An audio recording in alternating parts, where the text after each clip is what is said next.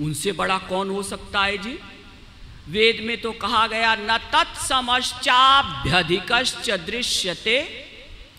श्वेताश्वतरोपनिषद 6वें अध्याय का 8वां मंत्र। भगवान के बराबर ही कोई नहीं हो सकता तो बड़ा कौन होगा? तो ये कैसे कह दिया गोपियों ने कि हम तो भगवान से भी बड़े हैं, उनसे कह देना, यानी तुम भी समझ लो उद्धव कि हम प्रबला अबला हैं। अजी ऐसा कैसे? ऐसा कैसे वेदों ने लिखा? हाँ, तो वेद बेचारे क्या जानेंगे? गोपियों के विषय में वेद कुछ नहीं समझ सकते। अस्पृष्ट भूरि माहात्म्या अपि ह्युपनिषदृशाम।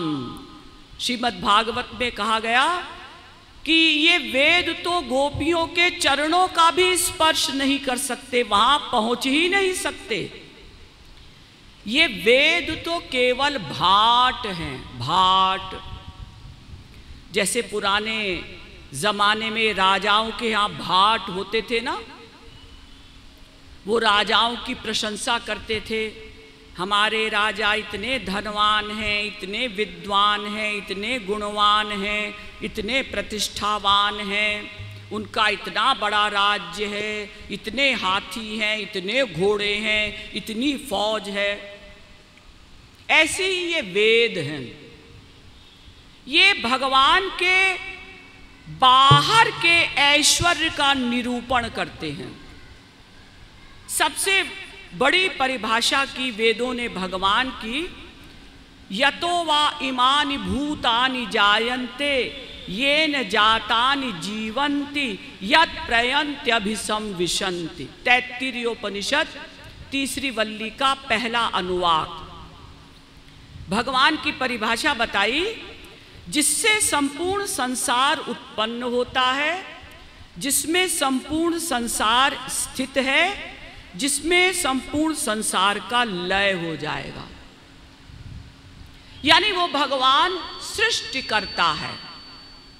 तो ये परिभाषा तो महापुरुषों को अच्छी ही नहीं लगती, सृष्टि फृष्टि करने का काम, ये सब सुनना रसिकों को पसंद नहीं।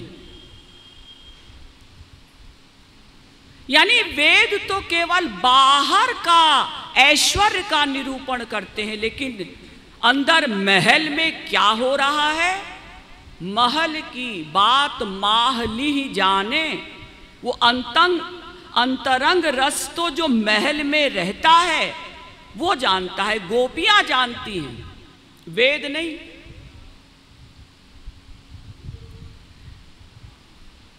वेदों के लिए तो उद्धव जी ने श्रीमद् भागवत में कहा, श्रुतिभिर विमृग्याम। गोपियां कौन हैं ये तो वेद अभी ढूंढ ही रहे हैं, रिसर्च चल रही है। श्रुतियां नहीं समझ पाई कि ये गोपियां कितनी ऊंची अवस्था पर पहुंची हुई हैं। ये तो अभी 5000 वर्ष पहले कुछ श्रुतियों को ये सौभाग्य प्राप्त हुआ कि रागात्मिका जो गोपियां हैं, रागात्मिका भक्ति करने वाली, उनकी दासी बनकर श्री कृष्ण प्रेम उन्होंने प्राप्त किया। सभी श्रुतियों को, ऋचाओं को सौभाग्य नहीं मिला, कुछ ऋचाओं को ये सौभाग्य मिला बड़ी तपस्या करने पर, बड़ी भक्ति करने पर, कि उन्होंने श्री कृष्ण तत्व को जाना, पाया, अंतरंग रहस्य को समझा। तो ये वेद बेचारे क्या बताएंगे? वो समझ ही नहीं सकते कि वो ऐसा क्यों कह रही हैं कि हम प्रबला अबला हैं, हमको भगवान भी नहीं जीत सकते, भगवान को भी हमसे हारना पड़ता है। आप लोगों ने सुना होगा श्री महाराज जी के मुख से भी, प्रचारकों के मुख से भी, कि एक बार वासंतोत्सव पर रास हो रहा था। तो भगवान श्री कृष्ण और किशोरी जी दोनों बीच में ही अंतर्धान हो गए। अब गोपियां विलाप करने लगी। तो भगवान श्री कृष्ण महाविष्णु जी यानी भगवान बनकर आए। श्री कृष्ण भगवान बनकर आए 4 भुजा से। तो गोपियों ने उनकी ओर ऐसे देखा जैसे कोई पतिव्रता स्त्री पर पुरुष को देखती है। कौन है ये? अरे ये वो भगवान हैं जो गोपीनाम तत्पतीनांच सर्वेषामेव देहिनाम योऽन्तश्चरति सोऽध्यक्षः क्रीडने नेह देह भाग। ये वो भगवान हैं जो गोपियों के भी पति हैं और गोपियों के पतियों के भी पति हैं। गोपीनाम तत्पतीनांश्च सर्वेषामेव देहिनाम। ऐसा ही नहीं कि गोपियों के पति हैं, गोपियों के पतियों के भी पति हैं। पतिम पतीनाम परमम परस्ताद वेद कहता है। पत्यादिभ्यश्च ब्रह्मसूत्र भी कहता है। भगवान सबके पति हैं, सबके हृदय में बैठकर सबको गवर्न करते हैं। केवल देखने के पति नहीं हैं। उनके बिना हम जीवित नहीं रह सकते, हम सांस नहीं ले सकते, हम सोच नहीं सकते, हम देख नहीं सकते, हम सुन नहीं सकते। यन मनसा न मनुते ये नाहुर मनोमतम तदेव ब्रह्म त्वं विद्धि नेदम यदिदम उपासते। वेद कहता है उनके बिना कोई जीवित भी नहीं रह सकता। वो सबको गवर्न करते हैं। चेतनश चेतनानाम, वो हमारी आत्मा की आत्मा है। इस आत्मा को चैतन्यता प्रदान करते हैं वो भगवान। सकारणम करणाधिपाधिपः, वेद में कहा गया कि करण मने इंद्रियां, इनका अधिप कौन? ये आत्मा। और करणाधिपाधिपः,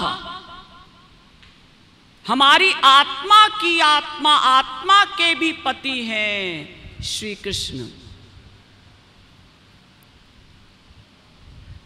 तो गोपियां कहती हैं कि हमको भगवान भी नहीं जीत सकते। तो जब भगवान फिर से प्रकट हुए 4 भुजा से, तो गोपियों ने कहा आप कौन हैं?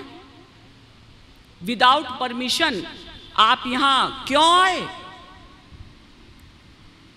भगवान ने कहा कि मैं भगवान हूं, सब देखो मैं भगवान हूं। तो गोपियां हंसने लगी। भगवान? हम तो किसी भगवान को नहीं मानते जानते।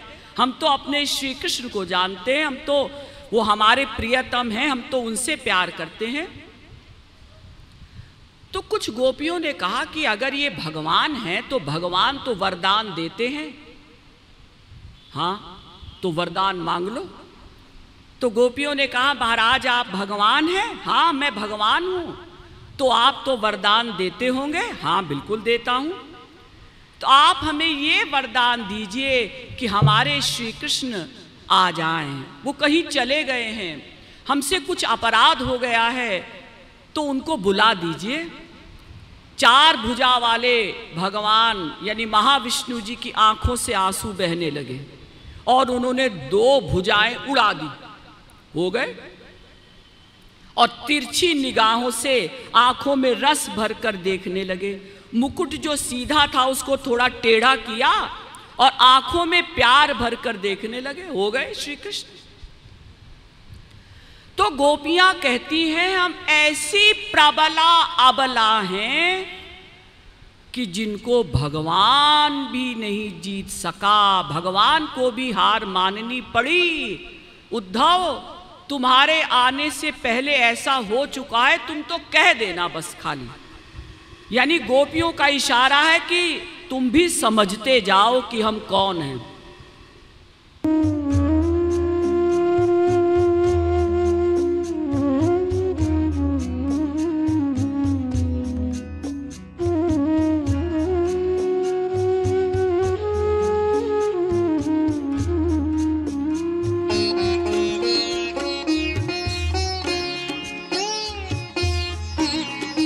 Oh